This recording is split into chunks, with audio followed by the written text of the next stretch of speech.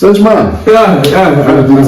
Welcome, Doug. Season is fading the job. The season is done now. It's time now for the awards. It's time for the awards. Who's the best player of the season? In this season, For me, Nigeria, we go from the defender to the midfield. I'll go for Kudiso, man.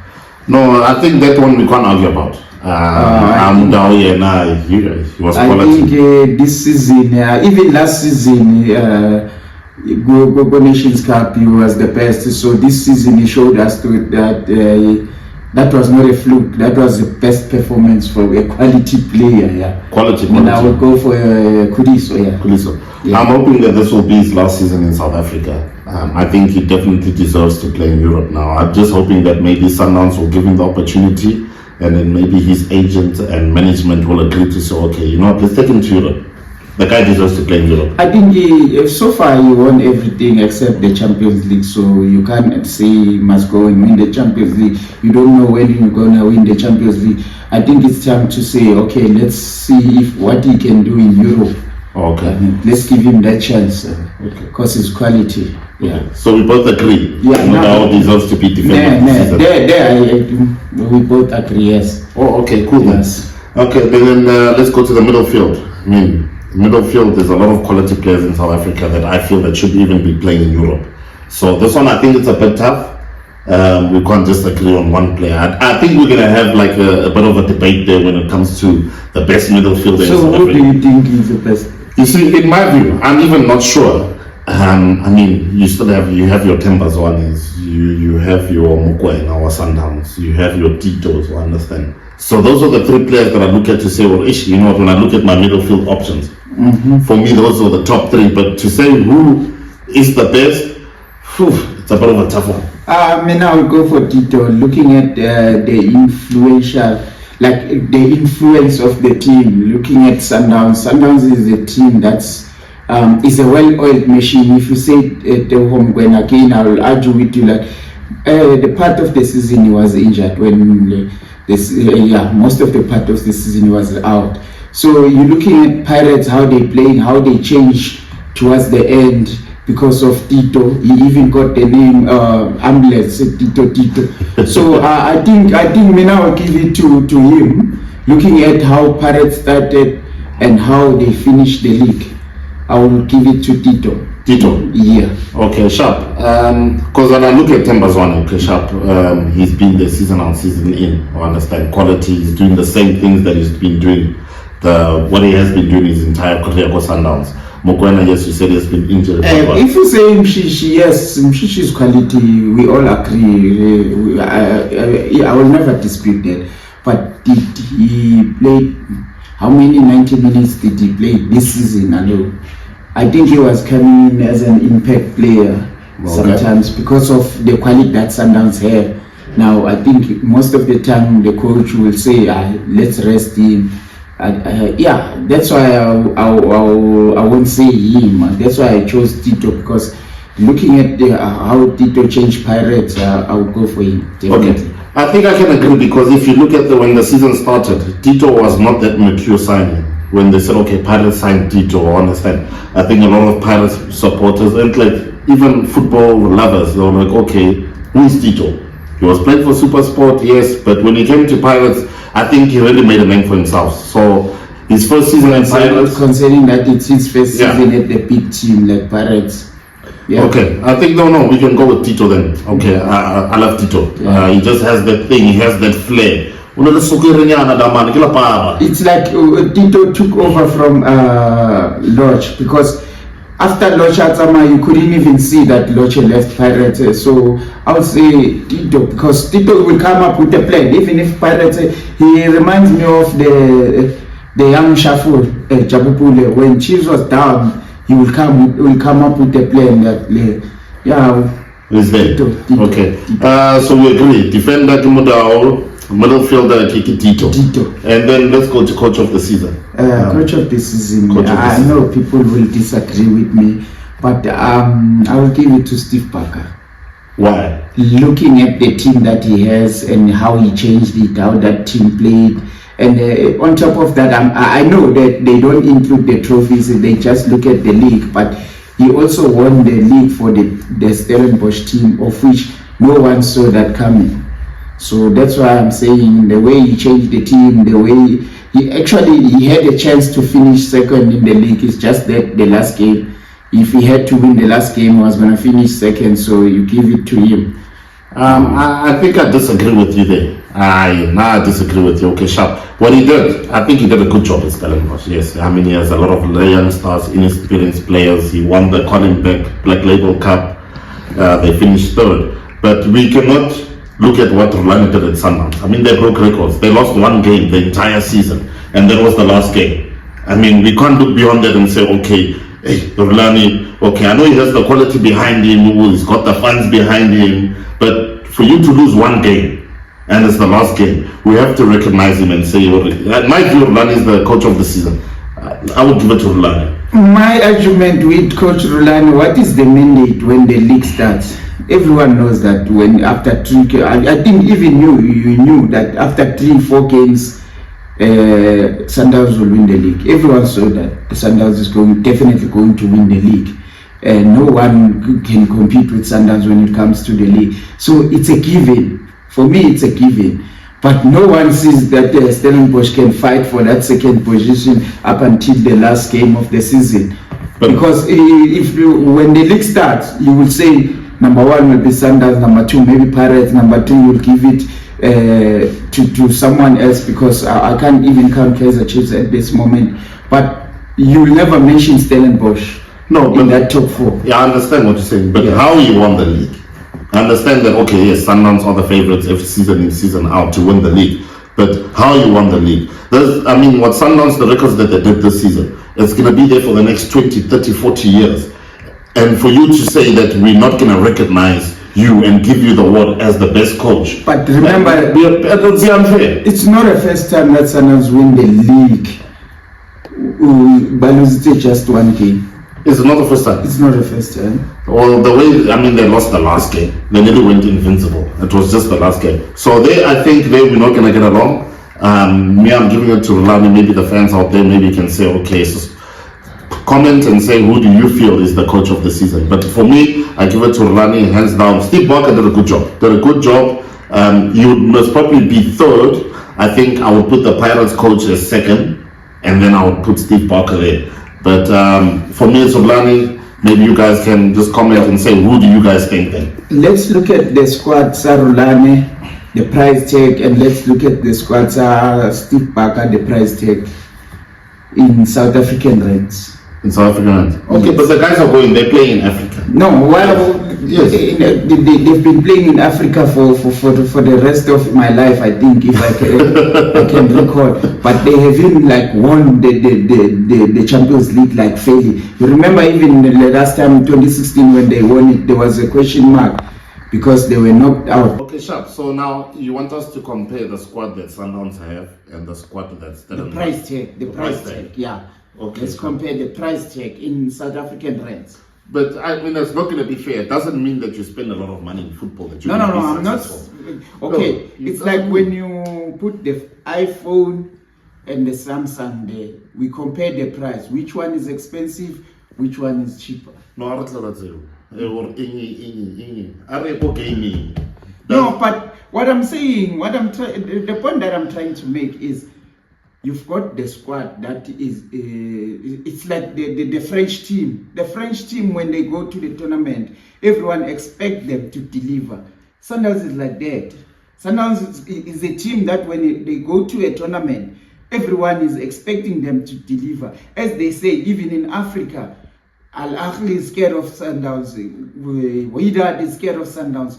The TP Mazembe coach once said that he wants to be drawn, but not against Sundowns. So if you've got that team and you've got Steve Barker's team, of which Steve Barker's team, maybe if it was in Reina's status, you wouldn't even mention one player from that team. Okay, yeah, they have a lot of unknown players, right? Exactly, but for you to become a star player or to have a name, you're going to be an unknown player.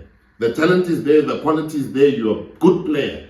But your likes of they started somewhere where they were not known, you understand? But you could see this guy is a good player, you understand?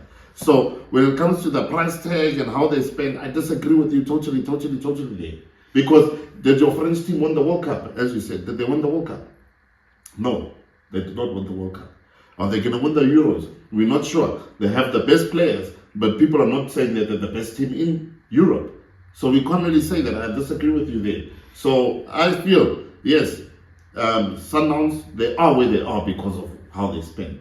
But we have to give credit to the technical team. We have to give credit to the coaches.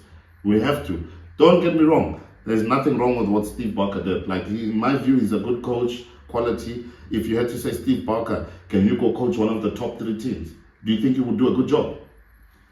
Would Chiefs right now, because they're second, would Kaizer Chiefs go and say, we're signing you, Steve Barker? The problem with Kaizer Chiefs, there's pressure. I think with Steve, there's a pressure at Chiefs right now, like they need to win a trophy as soon as possible. But if it wasn't that, I would say, if they want to build, if they have a 5-year plan, you give him. Because if you look at how he started with Stellenbosch, they didn't start this thing overnight. They had a plan. They had maybe a 5 or 6 year plan that in 3 years' time, in 4 years' time, in 5 years' time, we want to see ourselves in this position, of which they are coming slowly. They are building a team. Remember, when they build a team, someone else coming, like Renas now, we're not even sure that he's going to play for them next season because he's a hot property right now. Everyone is looking at him like, we need a striker, and there's a striker at Stellenbosch. Can't we go and just buy him? So he needs to produce another Renas again. So you see, with a coach like that, a coach who says, you can take him, but I'll have someone else. Remember, they had Depris. And then he said, okay, you can take him. They had Mendieta.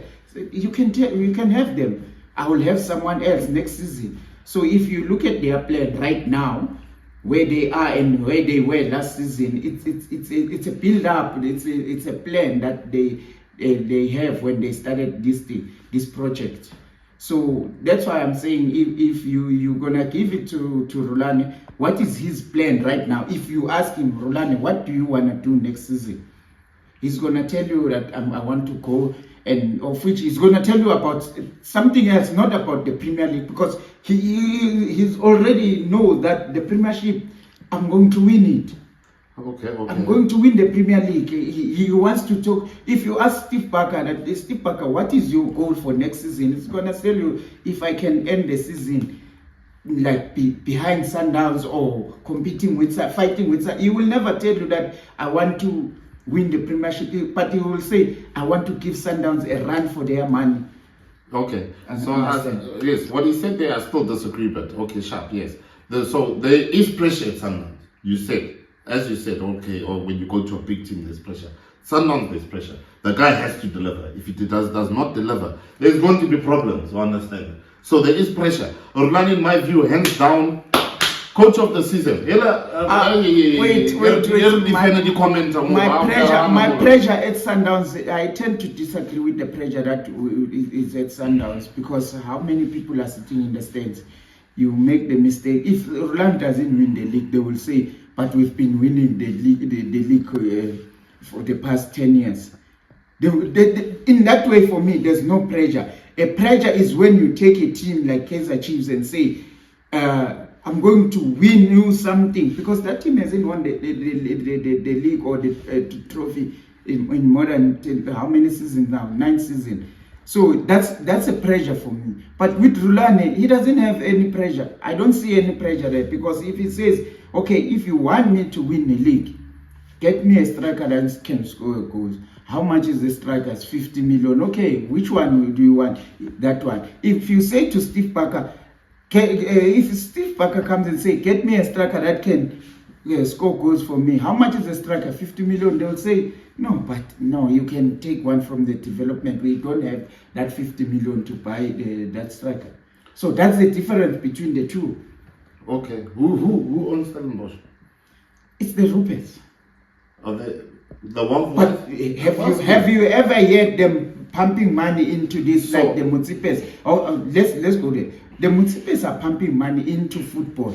Where is they are just there to and for me, they are just there to say, okay, fine, we don't want the taxman to do this and this to him, so that we'll own the team. But for them, is it necessary for them to own that team? So yes, so as a coach, you want to be successful. You want to win titles. You want to win cups, titles, and that. Don't you go to the owners, whoever, the shareholders, etc., and say, okay, this is my plan now. It's either we don't see eye to eye or we see eye to eye, I'm gone. Because now we know the finances are there, the finances are there. So that is why I'm saying, if we're going to say he's coach of the season, then next season he has to go to the ownership and say, you know what, this is my project. If you don't agree with me, I'm going. You need to have the guts. Don't you need to think have the he hasn't laid that plan already? Because when he signed the contract, I think when you sign the contract as a PSL coach, you lay the plan that, okay, in 5 years' time, I want to see myself here, or maybe winning something, of which this season he did win a trophy. But now, next season, he wants to do more. Don't you think that he did lay that plan, but because of the management, they just say, okay, this is the amount that we need to spend. That is why maybe nowadays he looks at his MTC players and say, okay, you know what, there's no need for us to go out and buy players. Let's just take, if for instance, you look at the boy that is playing in the national team now.